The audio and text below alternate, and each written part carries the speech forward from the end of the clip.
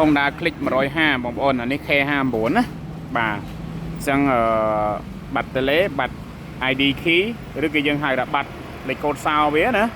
បាទបើយើងចង់ទាញលេខកូដសោចេញពីម៉ាញ៉ូតូហ្នឹងគឺយើងប្រើជាមួយនឹងម៉ាស៊ីន Scan CTY 500 Pro របស់យើងបាទតោះយើងមកមើលរបៀបក្នុងការយើងអានបាទឬក៏យើងបាទអានលេខកូដចេញពីម៉ាញ៉ូតូណាលេខកូដសោបាទតោះឥឡូវយើងចូលទៅបាទបាទចូលមកបាទអូខេយក Honda បាទអញ្ចឹងយើងយកលេខរៀងទី5បងប្អូនបាទអត់ខុសពីម៉ូតូមុនណាបងប្អូនណាបាទយើងចូលមកប្រព័ន្ធ Synergen បងណាបាទអញ្ចឹងយើងយកប្រព័ន្ធ Synergen មួយទៀតបាទយើងចុចអូខេមួយទៀតបាទអញ្ចឹងដើម្បីយើងអានបានគឺយើងយកលេខរៀងទី1ណាបាទយើងយកលេខរៀងទី1តោះឥឡូវចាប់ដើមអូខេមកបាទអញ្ចឹងចង់បញ្ជាក់ទៅដល់បងប្អូនទាំងអស់គ្នាតាក់ទងនឹងរបៀបក្នុងការកែរលាដើម្បីយើងបុកភ្លើងចូលក្នុងម៉ាញ៉ូតូណាបាទគឺនេះបងប្អូនបាទងាយស្រួលទេបាទយើងភ្ជាប់ជើងមកខាងបាទរបស់រលាហើយទៅជើងមកខាងទៀតរបស់រលានេះឃើញណាយើងអាចពងបែបហ្នឹងមកគឺយើងអាចបុកភ្លើងចូលទៅក្នុងម៉ាញ់តូដើម្បីធ្វើការអានលេខបាទលេខកូដសោចេញពីម៉ាញ់តូបានណាបាទហើយខ្ញុំសូមបញ្ជាក់មួយទៀតការអានលេខកូដសោចេញពីម៉ាញ់តូប្រសិនបើលេខកូដហ្នឹងយកមកធ្វើការបាទបញ្ចូលបាទបញ្ឆេះបដោះអាសន្នបានគឺលេខកូដសោហ្នឹងគឺយើងអាចយកទៅចម្លងបានណាតែប្រសិនបើបាទយកទៅបាទបញ្ចូលហើយបញ្ឆេះបដោះអាសន្នវាយបញ្ឆេះឬក៏វាយបើកសោបញ្ឆេះបដោះអាសន្នអត់បាន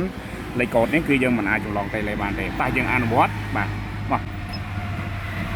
បាទមួយទៀតអូខេមកបាទអាលែនេះណាបាទអញ្ចឹងយើងចាប់ដើមបុកភ្លើងចូលម៉ាញ៉ូតូណាយើងដាក់អាលែបាទបាទនេះណាបាទអញ្ចឹងឥឡូវយើងចាប់ដើមបាទអានលេខកូដបាទតេឡេចេញពីម៉ាញ៉ូតូណាបាទដែលយើងហៅថា ID ECM IMMO ណាហើយការអានរបស់យើងគឺអានបានលឿនបងប្អូនណាបាទអានបានលឿនអញ្ចឹងក្នុងករណីដែលម៉ូតូបាត់បាទតេឡេហើយបាត់ទាំង ID key វា9ខ្ទង់ហ្នឹងណាយើងចង់អានចេញពីម៉ាញ៉ូតូគឺយើងអានបែបហ្នឹងណានេះបាទអញ្ចឹងយើងបានលេខនេះមកហើយបាទអញ្ចឹងសម្រាប់បងប្អូនដែលប្រើប្រាស់ម៉ាស៊ីន Scan CTY 500 Pro សម្រាប់ Honda Click យើងណា Honda Click K54 បាទនេះ150ប្រើ Smart Key បាទបើយើងចង់អានលេខកូដចេញពីបាទម៉ាញ៉ូតូនេះបាទគឺយើងអានបែបហ្នឹងបាទឥឡូវយើងយកលេខនេះមកធ្វើការបាទបញ្ចូលណាតើយើងអាចបើកបញ្ឆេះបានអត់អូខេបាទចេះរបៀបក្នុងការអានយកមកហើយដើម្បីធ្វើការបញ្ឆេះបានសម្រាប់ពួកคลิกឬក៏យើងហៅថា tele 20បង្គោលបែបនេះគឺយើងអត់ចាំបាច់ធ្វើការពងជាមួយនឹងដោយបញ្ឆេះបដោះអាសន្នដូចប្រភេទ33បង្គោលទេអញ្ចឹងសម្រាប់20ប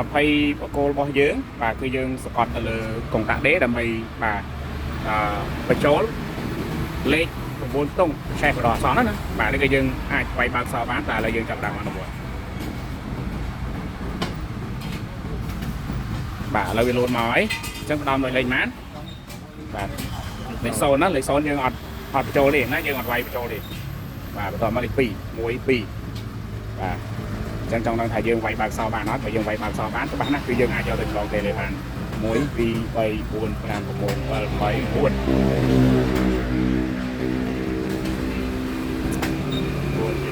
2 3 4 5 6 7 8 9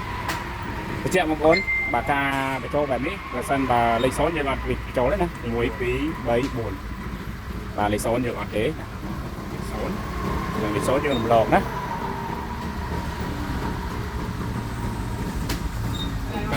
2 3បាទ1